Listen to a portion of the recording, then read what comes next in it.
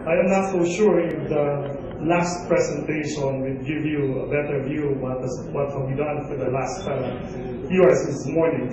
But let me greet first to Governor Bingoy, and some of the mayors here, Mayor Seville and my friend. We are with the Non-Handicapped Environment Project, and to all of you. I was asked to share with you about embracing entrepreneurial leadership. If you would ask me, after 12 years in local government, I was a vice mayor for 3 years, and then the mayor for 9 years. Now I'm back to where I belong. I belong to the academe. I just want to die as a classical teacher, not as a politician. That has always been my dream in my life. Before I joined politics, I was a teacher. Even when I was in local government, I continued to teach at the university. And I decided after 9 years, no more politics, that I shall help in the formation side of the local government. So I work at the Leadership Institute at the Mayor's Development Center. All the newly elected mayors who went to the training of the MDC and the LGA used to be part of the training team. What I would like to share with you this afternoon is not the best practice. I cannot compete Carmona and others. I will not share with you the best things in the world. If you would ask me after 9 years, more of a success, more of a failure.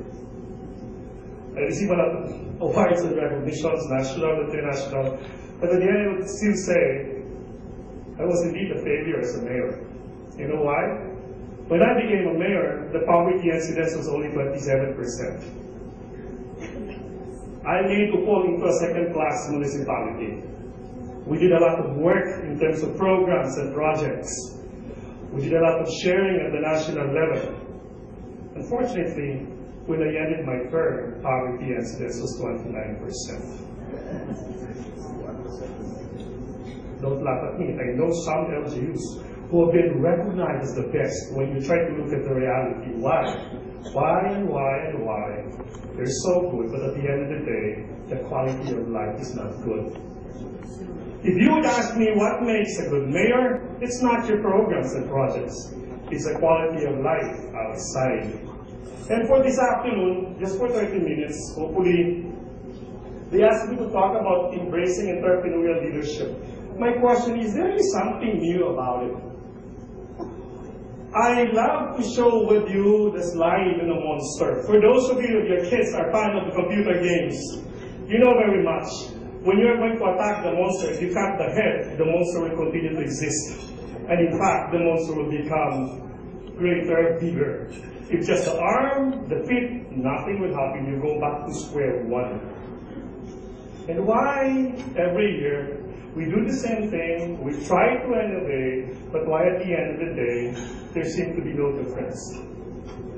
And I think, not for a bias of LED, because I'm not given the task to talk about LED, but probably there was something wrong. We did not hit the heart of the monster.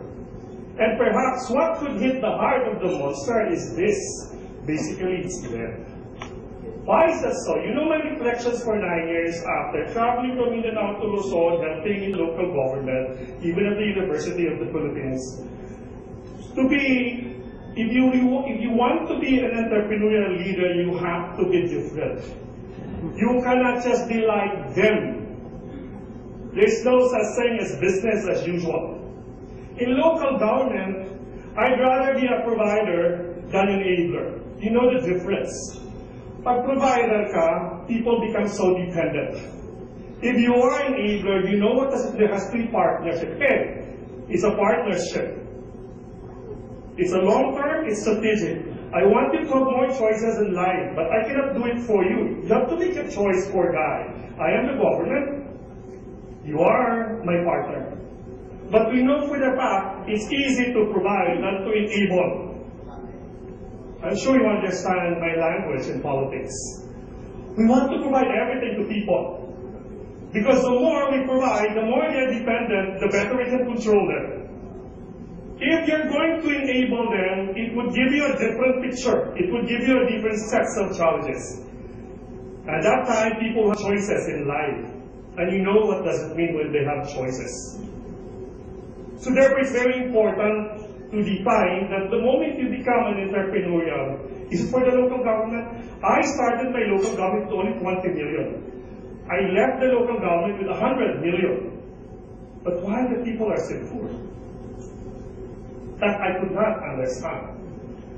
They were saying entrepreneurship, it requires innovation. But when you go back to some studies, Mr. Rogers said, well, there's only 2.5% of people who are innovative. And the rest, they're just wait and see. For you to be for you to be entrepreneurial in your approach of leading the local government, you just keep on innovating. And the moment you innovate, it means high risk. That's not business as usual.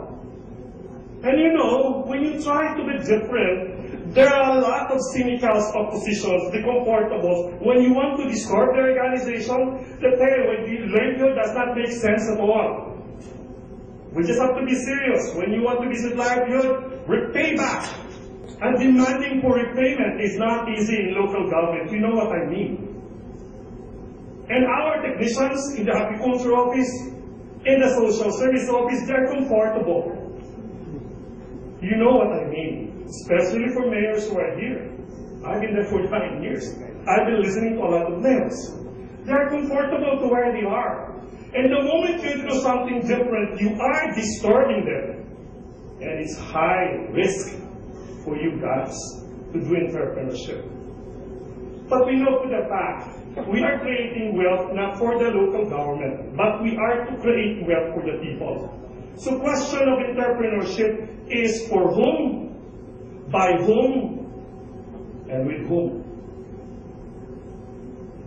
And when you deal with for people, they don't think that way. I was in the poorest municipality last week doing strategic planning. As in, you know the poverty incidence? 97.5%. And the worst thing for the last 3 days, running this strategic planning with the local, with the mayor, the vice mayor, and the entire department heads of the council, poverty was an opportunity. Pinoy made an order that there should be a convergence in this area.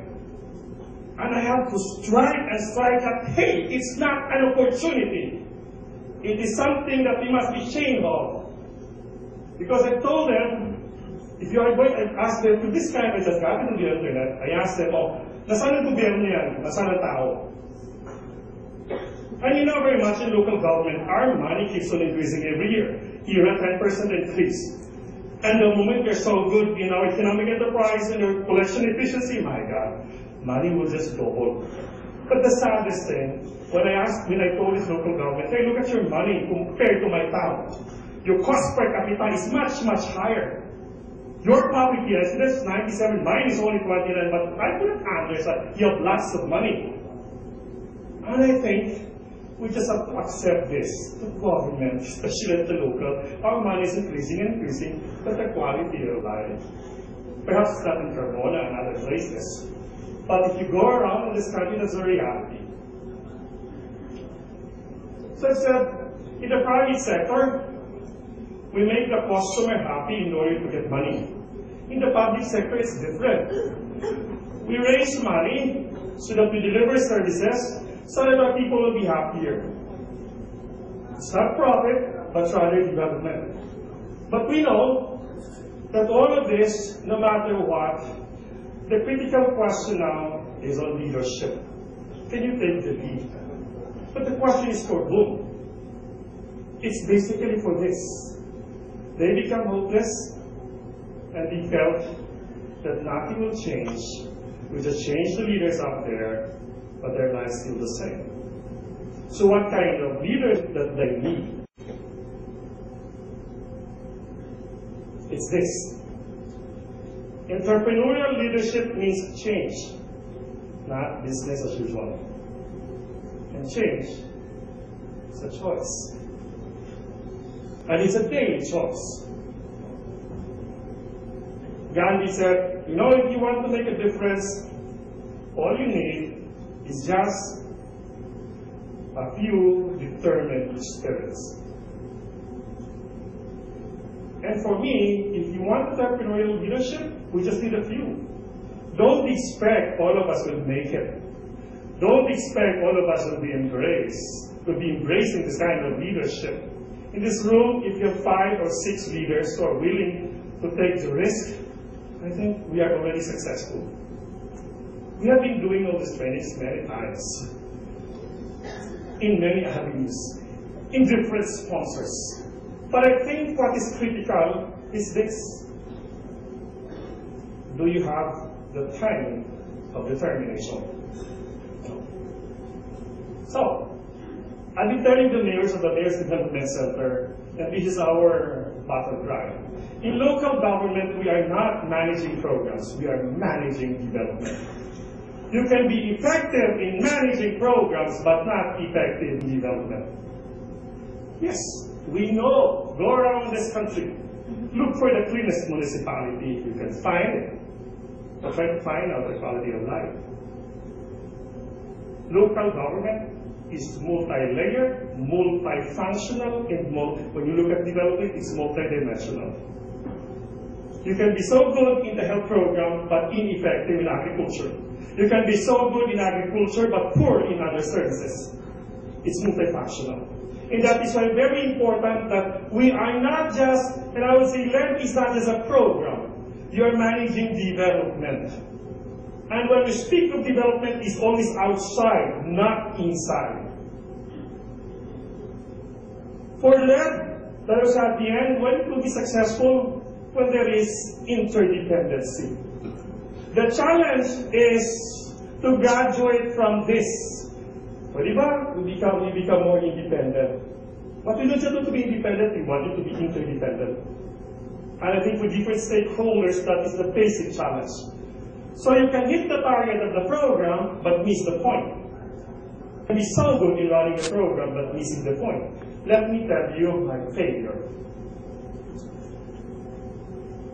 Let me run through this. So, when I became a mayor, CLB's first project. So we were given 70 million for a farm to market road, plus other projects.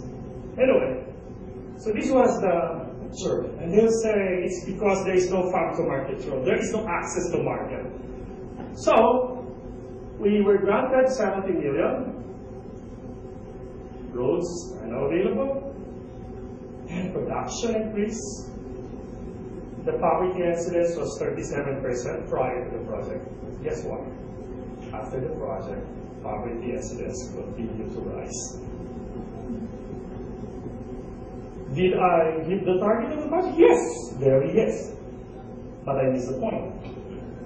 When I got to the Balay campus, I said, what happened? And they gave me a litany of reasons why, despite the project, poverty incidence continue to rise. No shortcut answers.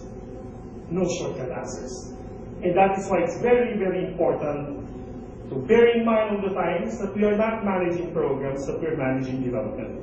The moment that is our consciousness, then the different perspective in okay, look at the other side, not at the internal side. It was frustrating. Now my brother is now the mayor, nag-away kami. Kasi he allowed the palm oil plantation.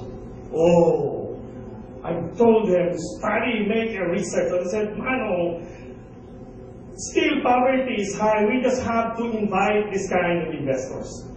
I've been telling a lot of mayors, not all investors will address poverty. I knew there are places where this could be good, but I told him, the moment you allow that, it will just add up to additional problems in society, particularly in these areas. That could be a biased opinion of mine. When I did study all this, I tried to track what happened to Malaysia, what happened to Indonesia. Probably my bias always on result. My bias always on poverty. And I think that's the reason why LED is here. And I think that's the reason why LG is spending a lot of the resources to address that. We might be so excited on the programs and the projects, but the end is that did it improve the quality of life?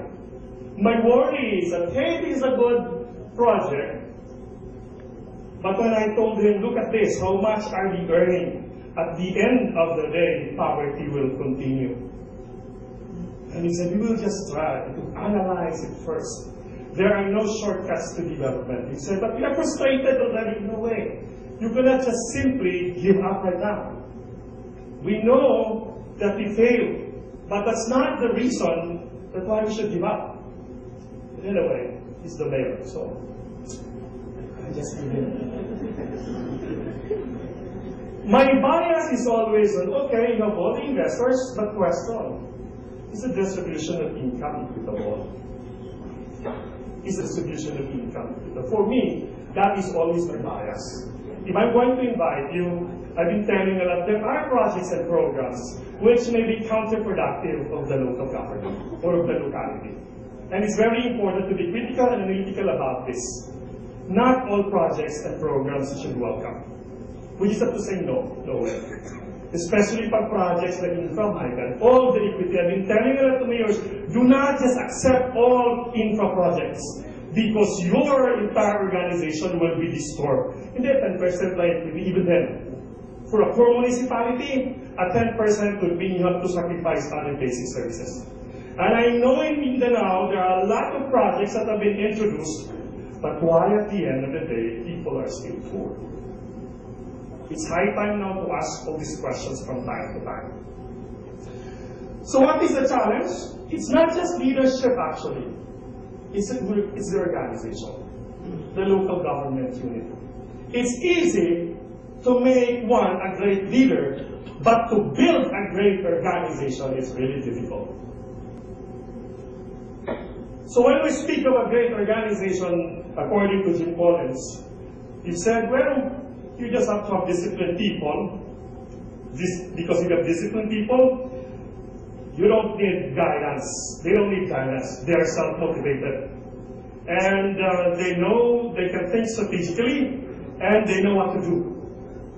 But in local government, it's different. For mayors, we know. When we join the government, we know what kind of people we have. You know what I mean? And it's sometimes very frustrating.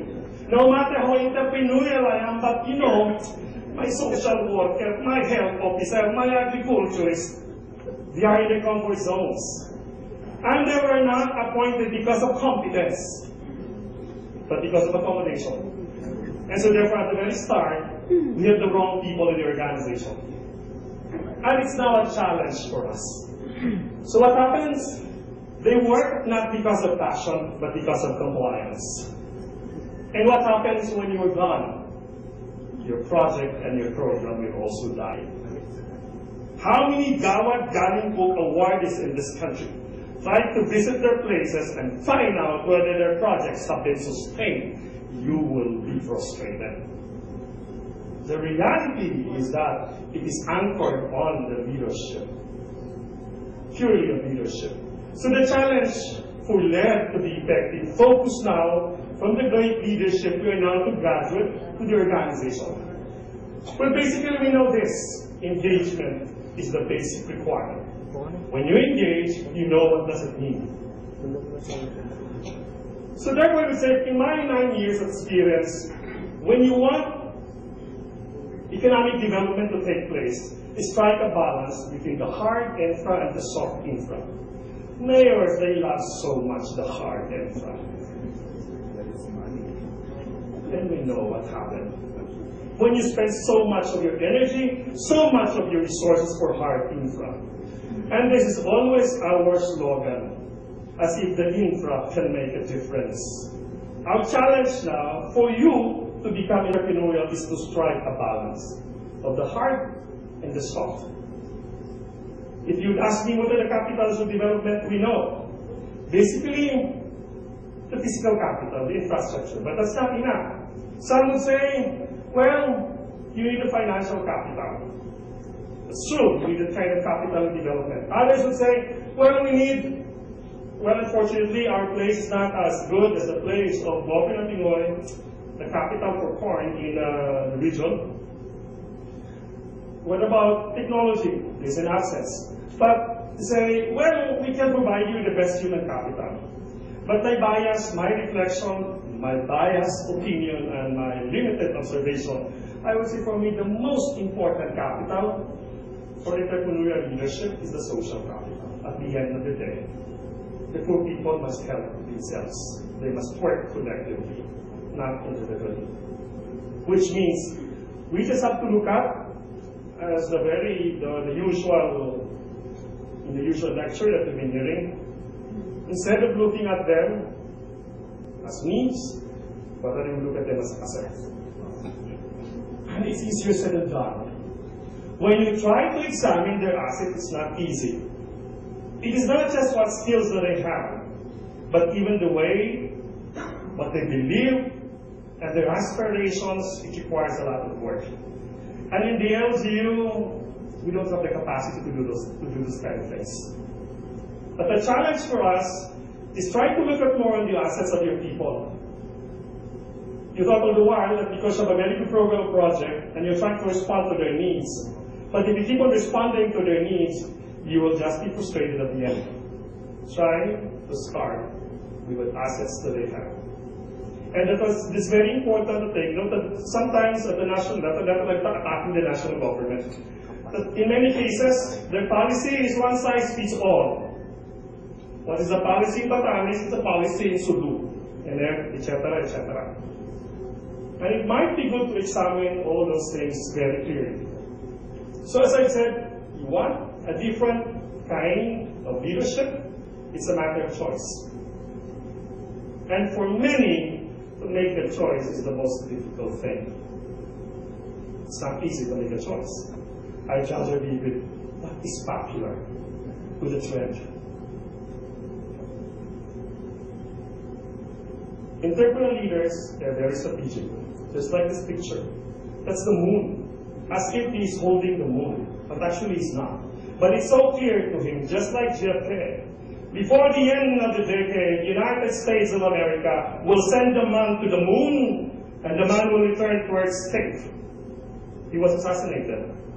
They did in 1969. Martin Luther King said, "I have a dream that someday the sons and daughters of the former slaves and the sons and daughters of the slave owners will sit in one table under brotherhood. I have a dream that someday my children will not be judged by the color of their skin, but by the content of their character." Very strategic. Can you think that way? Mayors think in 3 years. To be strategic, it has to be more than 10 years. And it's a choice. It's not easy. People who are hungry, they cannot think even a year or 2 days. They think of one day. I've been doing this training for winning elections. If your people are poor, expect for high vote buying. Why? Because they cannot think strategically. They think of the next meal, period. But for leadership to be effective, you have to be strategic, as if you're holding the moon. So I said a while ago, in the municipality, in the local government, a lot of money are coming in. I'm sure this will be discussed tomorrow. The leaking bucket. Our challenge, all those money coming in, can we keep them in our municipality? And I said this is the first municipality, that if I'm going to analyze your money coming in, all the national government agencies put a lot of money. I think more than already 100 million or 200 million. The problem, not just because of corruption, but basically because a lot of leaks, a lot of leakages. And again, keeping them in the bucket and the barrel is not easy. It requires a lot of work. So I would say, well, hopefully when you go back, business as usual. I hope you will be disturbed. What is stupidity? Doing the same thing over and over and expecting different results. Oh, I would like to become Mona. Oh, really? Do a different thing. But if you just have this aspiration, so inspired with Carmona, so inspired with other LGUs, and then when you go back, business as usual, you're stupid. So that's stupidity. But let me end this by asking yourself, well, with respect to my brothers and sisters who are non-Christians, I would like to raise this as an end point for you today. For whom is your leadership? For whom? I gave this 2 weeks ago I was doing a teaching class with a PNP, for those who would like to go into the higher position. For whom is your leadership?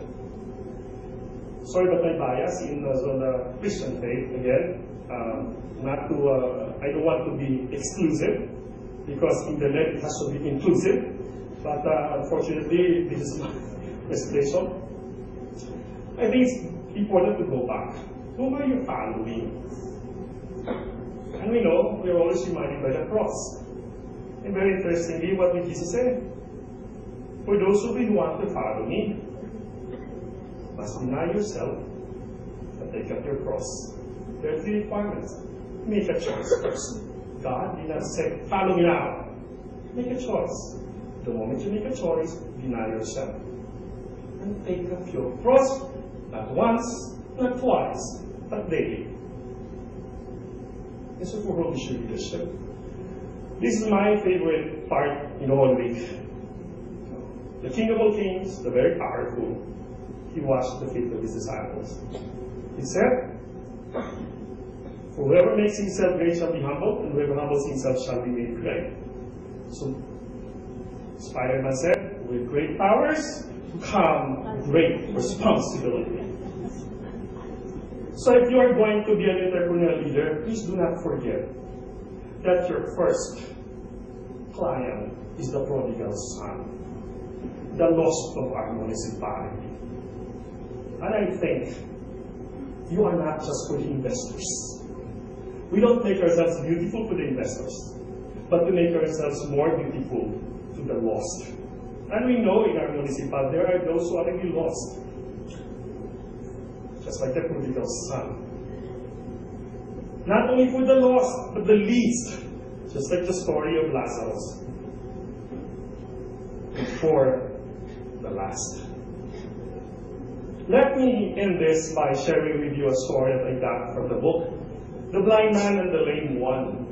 So that, we were inspired of the best practice, but we just have to acknowledge that, we have all incapacities, the incompetence, and the limitations. But it might be good a point for reflection as we end our day. A blind man and a lame one were caught in a forest fire. They were terrified. The blind man ran straight for the fire. The lame one shouted out to him, "Don't run in that direction." "Well, where should I run?" asked the blind man. The lame man told him, "I could show you the way as long as you want me to, but would have to carry you on your shoulders. From that vantage point, I could tell you where the snakes are and the thorns and fire, and you could both came safely to the city." The blind man thought that it was a good idea, and so the two of them are cooperating to this very day. And that is the end. Thank you very much.